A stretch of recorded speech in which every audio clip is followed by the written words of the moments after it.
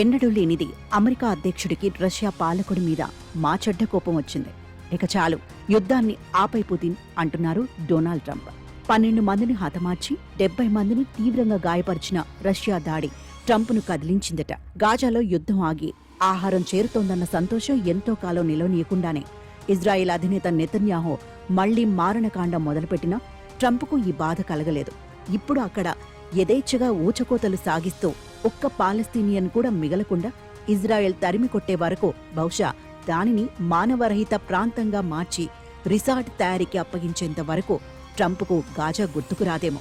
Ukraine విషయంలో మాత్రం తాను అనుకున్నట్టుగా జరగడం లేదని ట్రంప్కు చిరాకుగా ఉంది. అరుదైన విలువైన ఖనిజాలు అప్పగిస్తామని ఉక్రెయిన్, రష్యా పోటాపోటీగా భారీ ఆఫర్ ఇచ్చి కూడా చాలా రోజులైంది. వేగంగా ఒప్పందానికి రాకపోతే మధ్యవర్తిత్వాన్ని మధ్యలోనే వదిలేస్తామని అమెరికా అధ్యక్ష, ఉపాధ్యక్షులు అదే పనిగా హెచ్చరిస్తున్నారు. ట్రంప్ ప్రత్యేక దూత స్టీవ్ విట్కాప్ ప్రస్తుతం రష్యా పర్యటనలో ఉంటూ పుతిన్ సహా కీలక నేతలతో చర్చలు జరుపుతున్న నేపథ్యంలో యుద్ధం కొలిక్కి వస్తుందని అంటున్నారు. ట్రంప్ ప్రత్యేక దూత మాస్కోలో కాలోనిన క్షణాల్లోనే రష్యా మిలిటరీ జనరల్ హత్య జరిగింది. ఉక్రెయిన్ యుద్ధంలో కీలక పాత్ర నిర్వహిస్తున్న ఈ అధికారి కారు బాంబు పేలుళ్లో ప్రాణాలు కోల్పారు. గత ఏడాది ఇదే విధంగా ఒక జనరల్ హత్య జరిగినప్పుడు రష్యా దానిని ఉక్రెయిన్ ఖాతాలో వేసి శపథాలు చేసింది. ఈ మారు ఉగ్రవాదుల దుశ్చర్యాన్ని మాత్రమే ప్రకటించి ఊరుకుంది. గత ఏడాది జూలైలో కీప్లోని అతిపెద్ద పిల్లల ఆసుపత్రిని నేలమట్టం చేసి 35 మందిని హతమార్చిన తరహాలోనే గురువారం తెల్లవారుజాము వరకు 150 డ్రోన్లు, 70 మిసైళ్లతో రష్యా ఉక్రెయిన్ మీద భారీ దాడి జరిపిన విషయం తెలిసిందే.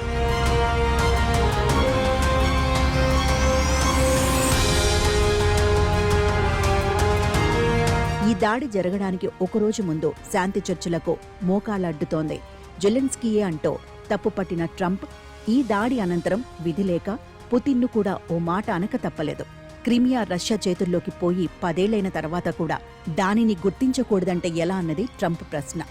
మరో 4 ఏళ్ల తర్వాత అంటే 2018లో మీ ప్రభుత్వమే క్రిమియా డిక్లరేషన్లో దానిని దురాక్రమణగా అభివర్ణించి క్రిమియాను రష్యా అంతర్భాగంగా గుర్తించేది లేదని ప్రకటించి ఇప్పుడు మాట మారుస్తున్నారెందుకని జెలెన్స్కీ ప్రశ్న. ట్రంప్ శాంతి ప్రతిపాదనలో భాగంగా క్రిమియాను రష్యాకు వదులుకోవడానికి జెలెన్స్కీ అంగీకరించడం లేదు.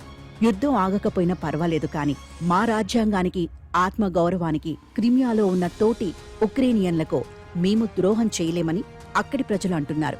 శాంతి కావాలో మరో 3 ఏళ్ల పాటు యుద్ధాన్ని కొనసాగనిచ్చి మొత్తం దేశాన్నే కోల్పోతారో ఆయనే తేల్చుకోవాలని ట్రంప్ మరోమారు జెలెన్స్కీని రెచ్చగొట్టారు కూడా. దక్షిణ ఉక్రెయిన్లో నల్ల సముద్రం వెంబడి ఉన్న క్రిమియా వ్యూహాత్మకంగా కీలకమైన ప్రాంతం కావడంతో రష్యా ఈ విషయంలో రాజీ పడే ప్రసక్తి లేదు. శాంతి ఒప్పందానికి క్రిమియా ప్రధాన అంశం కావడంతో జెలెన్స్కీ మెడలు వంచేందుకు ట్రంప్ శతథా ప్రయత్నిస్తున్నారు. టైమ్ మ్యాగజైన్కు ఇచ్చిన ఇంటర్వ్యూలో ఆయన తన మనసులో ఉన్నదంతా చెప్పేశారు.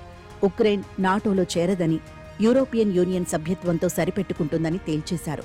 అంతేకాదు, ఈ 3 ఏళ్ల యుద్ధకాలంలో ఉక్రెయిన్ కోల్పోయిన భూభాగాల మీద రష్యా ఆధిపత్యాన్ని గుర్తించేందుకు కూడా ట్రంప్ సిద్ధపడుతున్నట్టు వార్తలొస్తున్నాయి. క్రిమియా యుద్ధంతో ముడిపడిన ఆంక్షలను రష్యా మీద ఎత్తివేయడం, ఉక్రెయిన్ పునర్నిర్మాణానికి అన్ని విధాలా సాయపడడం ఇత్యాదివి ఉన్నాయి. ట్రంప్ ప్రతిపాదిత ఒప్పందం తనకు అనుకూలంగా ఉంటున్నందున రష్యా ఇప్పటికే జైకొట్టింది.